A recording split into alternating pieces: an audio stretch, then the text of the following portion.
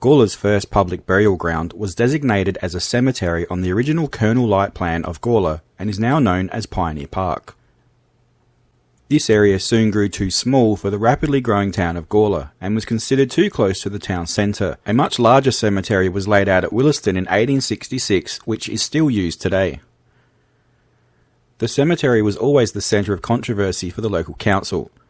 In 1848, a visiting journalist from the Adelaide Observer newspaper said of it, "The Gawler Town Cemetery is still a disgrace to any civilised community. It not only is unfenced, and thus at the mercy of pigs and every other description of intrusive beast, but drays and horsemen make a thoroughfare in precincts which even the untutored savage holds tabooed."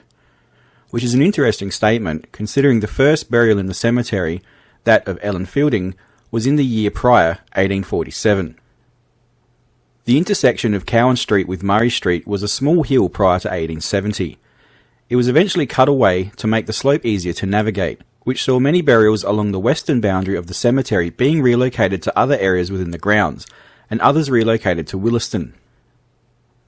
The cutting of the hill meant redefining the cemetery boundaries, which led to the construction of the tall stone wall we see today near the Exchange Hotel in Murray Street and the McKinley Monument in 1875. Further controversy ensued when the council announced plans to build a bandstand on the former cemetery, which led to a year-long court battle with residents who had purchased 99-year leases to the cemetery. At the turn of the century, there was talk of removing the stone wall and angling the mound to build a grassy knoll, but this was held off due to the lingering memory of the previous court case. Many Gawler pioneer family members were buried in the cemetery, with 471 recorded burials in the short time it was used, and many of those burials still present under the mound today. Perhaps one of the more notable burials was the family of Mr. and Mrs. King, who built the stately Kingsford House used as a set in the TV show MacLeod's Daughters. In 1925, the still unsightly cemetery was at the centre of a push for beautification, with a council plan to plant a number of trees and a rose garden on the site.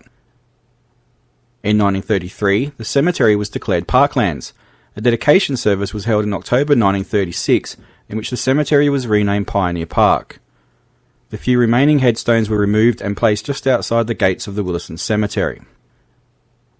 In 1951, Pioneer Park fell into new controversial territory when a small portion was set aside to become a car park, and some local members of the public disagreed with the decision, with one local stating in the Bunyip newspaper, "It does seem ludicrous in the present infant days of motor vehicular traffic to expect that the few acres of tombs of our ancestors should provide an answer to the progress of transport." In more recent decades, Pioneer Park has become home to many events in the town, including the annual village fair in November.